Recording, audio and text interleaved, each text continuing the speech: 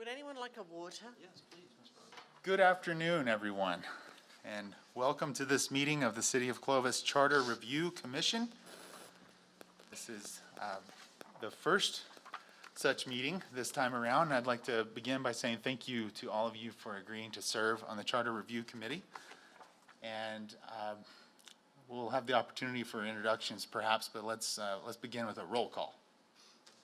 Please, Ms. Reyes. Heather Bender. Here. George Jones. Here. Sister Yancey. Yes. Steve North. Here. Robert Sandoval. Here. Gilbert Salguero. Here. Vincent Soul. Here. Tom Martin. Commissioner Paula. Commissioner Rowley. Here. And Mayor Morris. Here. Thank you, Ms. Reyes. Appreciate that. Next on the agenda is welcome and introductions. Mr. Howald. Thank you, Mayor and members of the Commission. First off, thank you to everyone who has agreed to participate in this process. It's a process that we go through every 10 years to actually review our charter. And first off, before we get too far along, wanting to make sure everybody knows everyone, because I see some unfamiliar faces, at least one.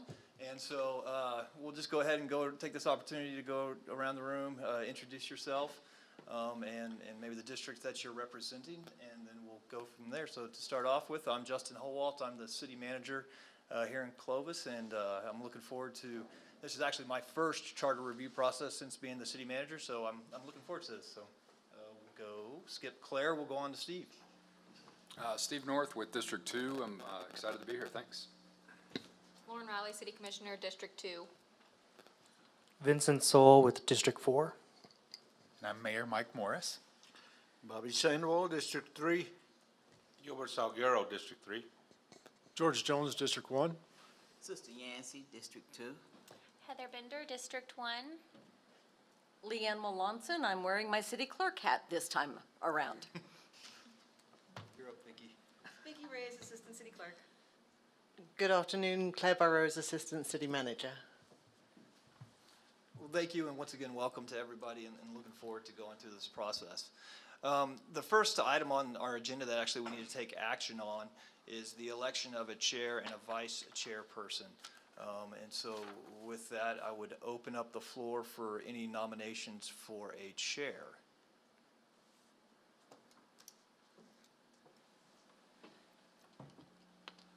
I don't know that I can nominate, but the gentleman sitting in the middle awfully looks like he's prepared to take this on if anybody would like to make that nomination. I would like to nominate Mayor Morris. And I'll second that nomination. Seeing no other nominations, all those in favor say aye. Aye. Aye. Any opposed? Seeing none, Mayor Morris, the meeting is yours. Thank you, Mr. Howald. Appreciate that. And thanks for the confidence that you've all placed in me. And next is the election of a vice chairperson.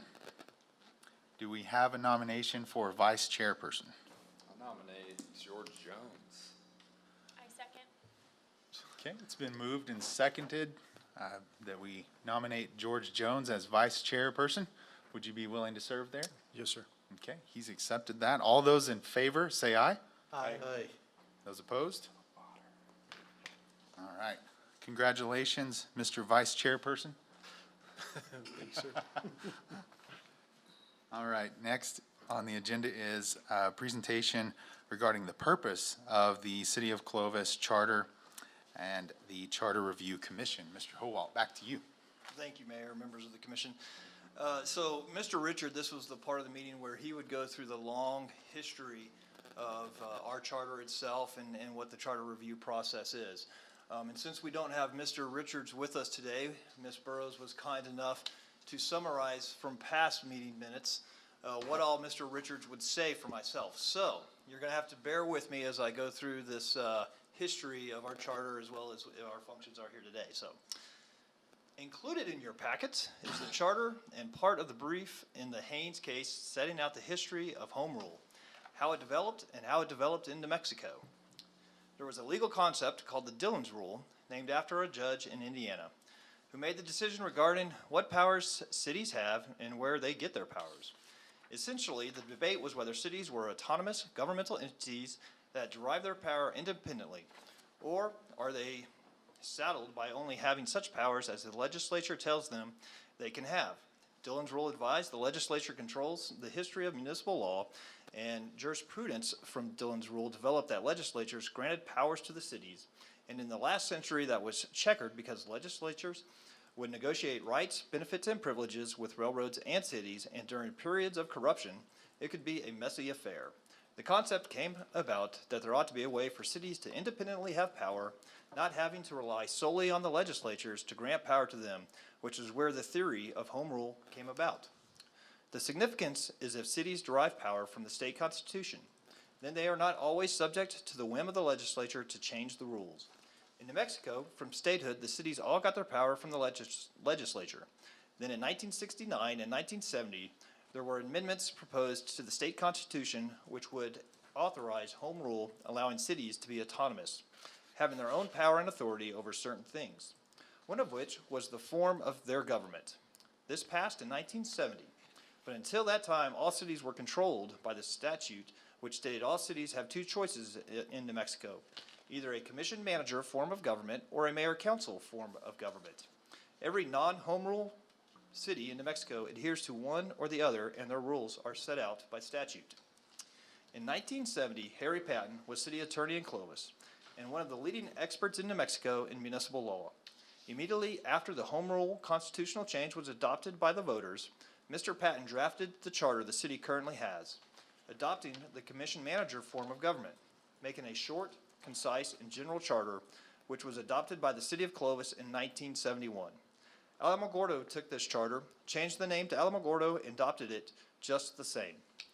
There were 4 commissioners from districts and 3 at large until the 1980s. In the 1980s, under federal voting standards, at-large elections were under attack as being discriminatory, and the city was sued.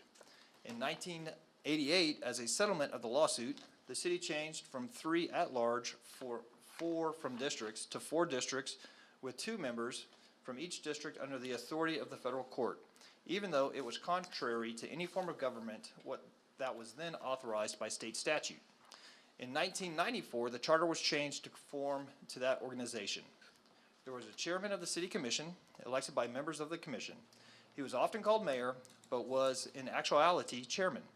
The Charter Review Committee in 1993 said the city would be better served to have a mayor elected at large who is not a commissioner or representative of a district, but is a representative of the city as a whole. They wanted to limit the powers of the mayor to essentially chairing meetings, representing the commission and city at events, and voting in the case of a tie. That amendment was approved March 1, 1994, and is noted on the current charter. The decision went to the voters. There are 3 ways the charter can be amended, or the process initiated. 1, by the Charter Review Committee. 2, by the City Commission putting a suggested change on the ballot. Or 3, by a petition where citizens can petition the commission to hold an election and change the charter. In 1993, the Charter Review Committee discussed whether or not they should revise their entire charter and go to a more lengthy and detailed charter similar to Rio Rancho, Gallup, etc. The conclusion at the time was a general, concise charter had worked, and they did not feel the need to change it. They implemented the federal court decree in 1994. The result is Clovis has a system of government unlike anywhere else in the state of New Mexico. A commission-manager form of government with a mayor superimposed on top of that with limited duties. Clovis has, as an amalgamation of variety, and under home rule, they are allowed to create their own government. The Haynes case illustrates how complicated things get when lawyers and judges get hold of the matter and try to defend the mechanics of how it works. Did you insert that, or did Dave say that about himself? He did actually say that. Okay. The suit was initiated to force the city of Clovis to follow the state statute on how to construct a commission-manager form of government. The Supreme Court of New Mexico ultimately said no. Home rule exists so every community that adopts a charter can construct their own form of government to suit their purpose. I am not aware of anywhere else in New Mexico that had dual-member districts. The ultimate decision was probably the leading case in the last 35 years on home rule. The Supreme Court for a time was opposed to home rule. The Charter Review Committee is formed because it is mandated in the charter that every 10 years a charter committee be convened to consider whether changes are necessary or advisable in the charter. Term limits is the only matter that has been considered in the past 20 years by the Charter Review Committee. In the past, the committee recommended and the voters approved limiting the terms of city commissioners. When this was done in Albuquerque, a commissioner filed a lawsuit challenging that, and the courts of New Mexico determined that term limits could not be imposed on city commissioners. Term limits are therefore unconstitutional at this point. Term limits are still referred to in Clovis's charter, as despite election questions to repeal this, the voters have always voted to include the language. If the voters reject it, it is still not enforceable, just as it is not today. But it would be preferable if the charter conformed with the Supreme Court. In 2015, the city was asked to consider a charter amendment to require voter authentication by photo ID at municipal elections. As all charter amendments require voter approval, the commission authorized placing the issue on the ballot for voter consideration at the March 1, 2016 municipal election. Because voter authentication by photo ID is not authorized by the Municipal Election Code, it is necessary to include such provision in the charter to invoke the home rule powers of the city to deviate from state law. The voters voted in favor of amending the charter to include the requirement of voter authentication by photo ID. The Charter Review Committee could consider, if they wish, to make changes or additions to the charter. The only mandate is there has to be a public meeting to invite public comment. The group can decide when in the process to do that, whether at the beginning to get input or at the end presenting their recommendations to the public. The next municipal election is March 2022, and in order to get any recommended changes on that ballot, action needs to be taken by mid-fall. Generally, the election resolution has to be adopted at the first part of December to start the process for the election in 2022. So as you can see, Dave Richards had a lot of history in regards to how our charter was developed and the process to the state of New Mexico and where we are today. What this group is going to be tasked with, and hopefully everybody has a copy of the charter, is whether or not we simply want to leave the charter as is, or if there is any changes in the charter that we would so want. If so, as I previously mentioned, we would have to have some sort of public input to present to them what those changes are, or to receive input from the public on any changes that they would like to see made to our charter. As I also mentioned, there is the term limits that are still within our charter. As I said, the state of New Mexico has found those unconstitutional. And so if that is something that this committee would like to consider putting on the next election in March, I certainly believe that it's something that could be considered. But once again, it's been done in the past and denied by the voters to remove that from the charter. And however, it still remains unconstitutional and we don't enforce that. So with that, I'm happy to turn it back over to you, Mayor, for any questions, comments that there may be from the committee. Great, thank you for that, Mr. Howald. I appreciate the background and the history on that. I happen to think that the city being organized by charter and us being a home rule system of government is the best. And in particular, I like the element that a review is required at least once every 10 years, and that we have sitting here citizens from our city. It is, after all, your city government. And so we have citizens that would review this charter and make recommendations. So I'm proud to be serving as mayor in a city that's organized by charter, and proud to be going through the charter with you. Are there comments or questions after hearing the background on our charter? So if there are, jump back in, but. Mayor? Yes. I would just, for the committee's reference, the vote on the charter amendment for term limits was 43.32% for it, to remove it. 47.32% against, and 9% that chose not to vote. So while it did fail, it was close, so maybe so just for your edification. Yeah, I appreciate that. When was that again? March of 2004. 2004? And was there a sense that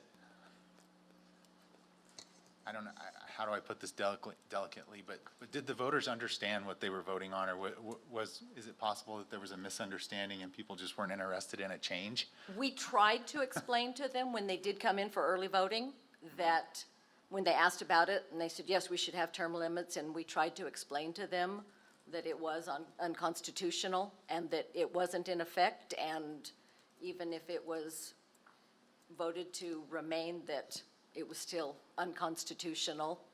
And I think at that time, we had several members of the commission that had served several terms and would have continued. So we tried explaining it. Mayor Morris, may I ask a Yes. question? Yes, please. Leanne, how many of our what's the percentage of registered voters for the city that showed up that year? 23% out of 14,642 voters. So just a quarter? That would be a mayoral election. That was also the first year that we elected a mayor at large. So that led to part of the turnout. Yeah. That was a high turnout for us. Okay. Thoughts regarding this, or anything else? And so, Mayor, what we may do is today was kind of an introductory meeting, as well as kind of getting that quick history and making sure that everybody had a copy of the charter and kind of understanding what we're need to do to move forward. So what I would recommend is that now that everybody kind of has that history, they have a copy of the charter, if they would like to go back, have a chance to really review it, think of some questions that they may have for another meeting, and then in the future, us schedule another meeting and hear any recommendations that they may have at that time. I think that's a good recommendation and a good plan going forward, if everyone agrees. The other thing that we could do is when we advertise for that meeting, if you also chose, is to have the public maybe come forward at that meeting in case there's any recommendations or anything that the public would like to address. I like that. Did you have something? Oh, no, I said I like that. Oh, okay. Sorry. Okay, very good. So the public meeting, there is the requirement that a public meeting occur during this review process. That is correct. And Yes, sir. we could potentially satisfy that if the public is invited to that next meeting.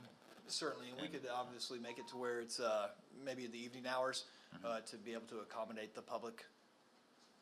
Okay, thank you for that. Very good. Does that kind of take care of agenda item 6 regarding procedure for, how about that? Discussion regarding procedure for questions proposed, charter changes. Have we effectively covered that? I think so, Mayor. Okay. We wouldn't want to make any attempt at setting the date and time for that next meeting right now, would we? If you like. Okay, let's try that. It's always fun to get a group like this to agree on a date and time. Mr. Mayor, Sir? are we good with the governor letting us have a large group of people in here yet? Yeah, Yes, sir, this room's occupancy is enough that we don't have concerns with that. Great.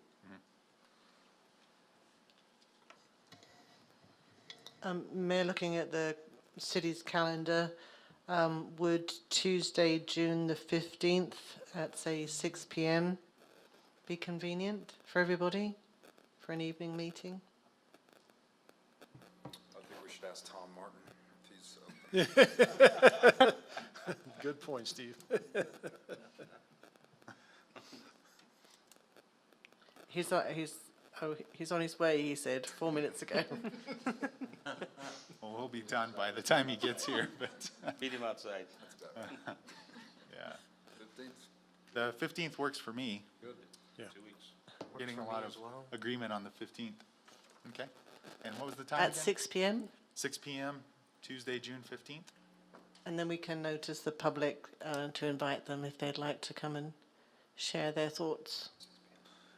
Wonderful, thank you for that. For the good of the order today, anything? We make sure the name tags stay in place. Yeah, we don't want someone forgetting their name. Very good. Well, with that, we are adjourned. Thank you. Thank you.